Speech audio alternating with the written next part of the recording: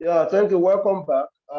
We want to continue with the consequences of autocorrelation. So where we stopped in the morning. So like I was trying to explain here, so the state of autocorrelation can either, please, this overestimated, it can either be overestimated or underestimated depending on whatever happens to this equation 5, this first expression. So if this expression is over-parameterized, when you say an expression or a model is over-parameterized, we mean that that model contains both the important and the extraneous variables. Extraneous means redundant variables that you could have just omitted without affecting the results. So in that way, so your E would have become smaller than it should be. And when your E becomes smaller, the residual, okay, becomes smaller. So which is E prime, E cap prime, E cap. So that's the residual sum of squares in matrix over n minus k, and that's a scalar because E itself is an error term of dimension is a column vector of dimension n by 1. So the row vector is just the transpose. The transpose of that is the row vector, which is of dimension y by n. So since the lag of the lead matrix, since the number of columns of the lead matrix is equal to the number of rows of the lag matrix, then the resulting expression becomes y by 1, and that's the scalar. And that's why this one is single valued. Okay, and at the end of the day, the variance itself is a single value, is single valued. Okay, so if this model is overparameterized, like I said, the E will be smaller than it should be, than usual. The residual sum of squares also should be smaller than usual or expected. The variance also will also be underestimated. And when that happens, you know your beta cap, the variance of your beta cap, you have this as the denominator. And in that wise, the variance of the beta cap also is also underestimated. And when that happens, your T ratios become something smaller. So just overlook this statement. I think there are mixed up somewhere. So, and when your T ratios are very small, you tend to accept null hypothesis, and that you are committing a type 1 error. So the situation whereby this model is a parsimonious model, where you have limited yourself to just key variables, and you have omitted a lot of variables. In fact, you have omitted to the extent that you even omit some key important variables from that model due to this Occam's razor. I think you must have heard about it, Occam's razor. So you apply Occam's razor. If you apply Occam's razor on this particular model, then what you have is a parsimonious model, a reduced form model. So in that way, just take for instance, you are estimating a demand function, that you fail to account for the price of the commodity in question. Then in that way, that price been subsumed under the error term, and the error term will be overestimated. Likewise, the residual sum of squares here, RSS will be overestimated, the error variance will be overestimated. Likewise, the variance of the beta cap, because this is the denominator expression of that formula, in that formula will also be overestimated. And in that wise, your T ratios, sorry, your T ratios, sorry, the standard error of your beta cap will be overestimated. Your T ratios should be smaller, please. So when your T ratios are smaller, then you tend to accept null hypothesis. So I think there is a mix up again. So please, let's just get this clear and straightforward. If this model is over parameterized, again, I'm starting all over again, please. So just correct this mix up.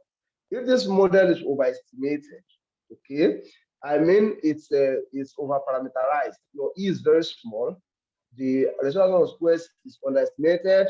Error variance is underestimated. The variance of your beta cap is underestimated. Noting that the standard of your beta cap also accounts for your n is input into the determination of the computation of the T stats associated with this beta cap, and that you know T stat is beta cap for a zero null hypothesis, beta cap over standard of beta cap. So if the standard of beta cap is underestimated, that means your T ratios are extremely high, and when that happens, you tend to reject your null hypothesis. And when you do that, you are trying to commit a type 1 error.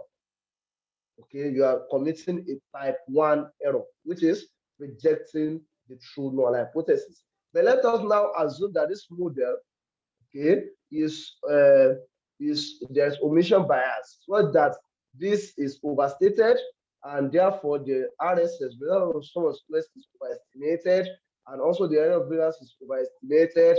Then you're going to have your beta variance of the beta cap to also be overestimated. And don't forget, once the variance of the beta cap is overestimated, the standard error of beta cap is overestimated, and your T ratios become smaller. And then you tend to commit a type 2 error, so which is accepting a false null hypothesis. So that is that about that. So to this end, while your model still has estimates that are unbiased, but and may be consistent in a large samples, but in this case they are no longer efficient. And in that wise, we look for alternative estimators that will bring about efficiency. And when you say an efficient estimator, is that estimator that has a comparatively low variance. Okay, we move to the testing for the existence of correlation. Basically, we have two approaches. We have the graphical or the informal approach. So the informal approach has to do with graphs, okay, using graphs to show trends and the behavior of your error of your residual cap against time or against its past values. So when you have this all this pattern, just know that there is a correlation problem. So the next one, we have the formal test, and the first of them is the W-Watson. So when we talk about W-Watson test, so it's usually appropriate when you have an AR1 process, like the one I specified earlier as the equation 1. So in that case, then your rho here is determines whether there will be correlation or not. So if your rho is 0, that means there is no correlation. But if it is not equal to 0, you can either have a positive or a negative autocorrelation. But the value of rho lies between -1 and +1. So at the two extremes, so if your rho is -1, that means and when you substitute -1 here, you get your D is approaching 4. When your D tends towards 4, that means the model suffers from negative autocorrelation. But if it is +1 and you put it here, okay, so you tend to have a 0, your D tends towards 0, and when you have that, the model suffers from positive autocorrelation. Okay, so then when it is 0, then the model does not suffer from autocorrelation. So how do we test whether there's autocorrelation or not? For in this case, it is so we have a benchmark or a threshold. When your D stat is apparently equals to 2.0, then just note that there is no autocorrelation. So people always say there is a rule of thumb that says 1.6 or 1.8 to 2.4. There are no such place. What the theory and all textbooks have said is 2.0. You can still confirm that this by assertion. So the next one is the Bruce-Godfrey. So which is usually appropriate when you have Pitt's order, autocorrelation of Pitt's order, autoregressive scheme of Pitt's order. When your error term exhibits autoregressive period of order P. So where your P is your lag length. Okay. So in that case, you can have different lags. Okay. And when you have multiple lags, as usual, your ET is orthogonal, it's uncorrelated, it's homoscedastic, and it follows normal distribution. But the null hypothesis, then when you don't have multiple lags, the null hypothesis becomes the fact that all the lags are not equated to 0. So implying that there's no correlation. And that is just telling us that for post-estimation test, like we have here, so the null hypothesis usually takes about the positive statement that there is no error, there is no violation. But the alternative is saying that there is. So, but for the pretest, or unit roads, for integration, and so on, this before you estimation, the null hypothesis usually in negative statement that all those problems exist. So let's take note. So now, here, unlike the first, where we invoked the W-Watson stat, here we are invoking the LM stat, which calculates computed as the product of the number of observations of the sample times the question of determination, which is R squared. So when you add that, and how do we get that? So it is the when you regress, you have a kind of auxiliary regression. So the regression, when you regress this model, equation 8, and then the R squared is coming from your, we call this auxiliary regression. While your Y against X is the main regression, we call a regression that is formed from that main regression an auxiliary regression. So the R squared emanating from this, when you multiply with the sample size, you get the LM stat, which is called the Lagrangian multiplier stat. So when you compare this, so and it follows the chi-square distribution, and when you do that, that means you need to compare this value against the tabulated chi-square value. So either accept or reject the null hypothesis of no or the autocorrelation. So if this LM stat is greater than the tabulated, you reject the HO and you confirm the existence of correlation. But if this LM star is less than the chi-square, you accept the HO and you confirm the absence of what? Correlation problem. So when you have identified a problem, it is not the end of the story. So we need to also tell us how to resolve the problem. Like we say that OLS are no longer efficient. So which one is now the efficient estimator? So similar with resolving a transparency like we have, so we need to transform the original model. So the original model we call is this, y equals to x beta plus e. So what we do is that we multiply this by rho, which is what we have seen before, the equation of correlation. So when we multiply by rho, we then subtract this equation 12, equation 11 from the original, the new expression from the original expression. Then that gives us equation 12.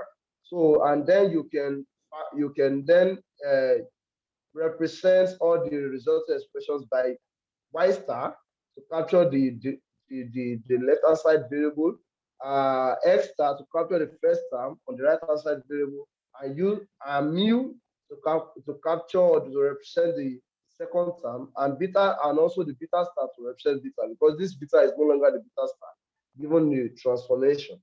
So so the original model therefore transforms to y star equation 14. So when you have that, and in this case, your epsilon, like we certainly said, is orthogonal, okay, uncorrelated, and it is almost pedastic. Okay, so there are two approaches to solving the problem. So when rho is known and when rho is not known. So when rho is known, then we approximate the value to unity. And when you approximate the value, when you just substitute 1 for 1 for rho, so the equation approximates to difference equation, whereby you now have delta y equals to delta x beta plus delta e. But if your rho is unknown, then you need to estimate your rho using two iterative methods. And the first one is the concurrent output approach, the second and the concurrent output approach, and then the second one is the Liu search procedure. So for the concurrent output approach, very quickly, so we have the following steps. You estimate your rho from the auxiliary regression of E on its lag, and then you get your rho cap, and then you multiply the original model by that rho cap to get this expression, just like we have done earlier. Then you compute the W1 stat for that. Don't forget, for the original model, you've already established that based on W1 stat that the model suffers from either positive or negative correlation. But when you do this, when you follow this second step, and the W stat is still not improving or tending towards 2.0, then does mean that you continue to do that, and the iteration goes on until the gap between any two rho cap is what is just 0.001, so that the problem of autocorrelation gets resolved. So the second one is the loop. So that one is doesn't follow more of iteration, but what you do is for the AR1 structure, so you select a series of candidate values for rho. So you just presume values for rho. You do a kind of Monte Carlo something, okay, Monte Carlo, just a kind of scenario-based analysis.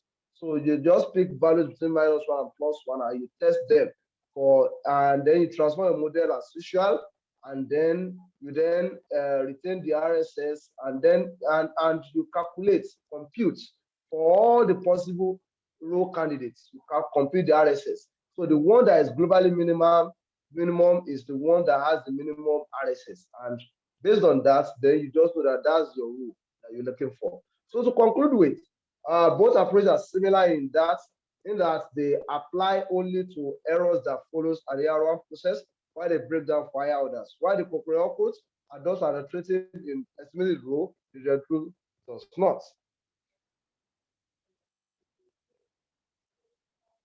Before I go, we should know that once you estimate your new model, you have what's called the generalized least square. So, which is what the OLS estimator. I mean, when you estimate this kind of equation 14, you have what's called your beta star is now called a GLS estimate, generalized least square estimate, which is now efficient than the original OLS estimate in the presence of population. So, thank you for listening, for your time, for everything. God bless you all. Bye.